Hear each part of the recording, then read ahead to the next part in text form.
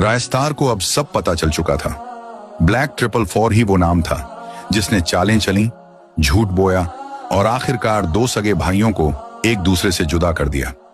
पर अब वक्त बदल चुका था। रायस्तार और ज्ञान भाई एक हो चुके थे। अब वो सिर्फ भाई नहीं थे, एक माफिया सिंडिकेट बन चुके थे। ब्लैक 444 अपने खुफिया अड्डे में छिपा बैठा था। दीवारों पर सन्नाटा था, लेकिन उसके दिल में कोहराम। तभी फेक ज्ञान भाई आता है, कांपती आवाज में बोलते हैं, रायस्तार वापस आ चुका है, अब क्या होगा। ब्लैक 444 के जिस्म में एक सिहरन दौड़ जाती है। पसीना उसकी पीठ को भिगो देता है। एक वक्त का राजा आज खौफ में डूबा था। जब रायस्तार इंडिया से बाहर गया था तो वो किसी आम इंसान से नहीं मिला था। वो गया था एक शैतान वैज्ञानिक के पास, जिसके पास एक मॉन्स्टर गन थी, एक ऐसा हथियार जो एक पल में पूरे भारत को राख में बदल सकता था। 3 महीने बाद ब्लैक 444 ने 3 महीने तक खुद को अंधेरे में छिपाए रखा, जैसे कोई जानवर अपनी मौत से बचना चाहता हो।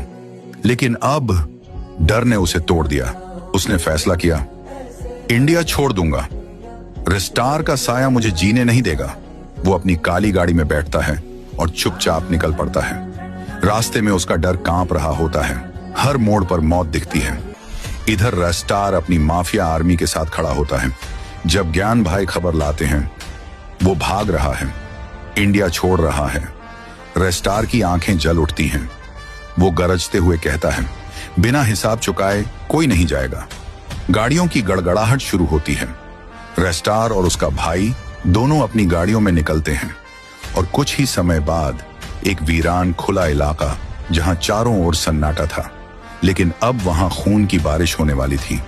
महायुद्ध का आगाज। रायस्तार और ब्लैक 444 आमने सामने खड़े थे। दोनों ओर माफिया गैंग तैयार थी। मॉन्स्टर गन गरजती है, गोलियों की बारिश होती है, चारों ओर धुआं ही धुआं। जमीन कांप उठती है। चीखें, गोलियां, विस्फोट सब एक साथ गूंजते हैं। धुआं छंटता है। चारों ओर सिर्फ राख थी, मरे हुए शरीर, टूटी बंदूकें और जले हुए खून की गंध। बीच में एक सिंहासन बना है, माफिया गैंग का।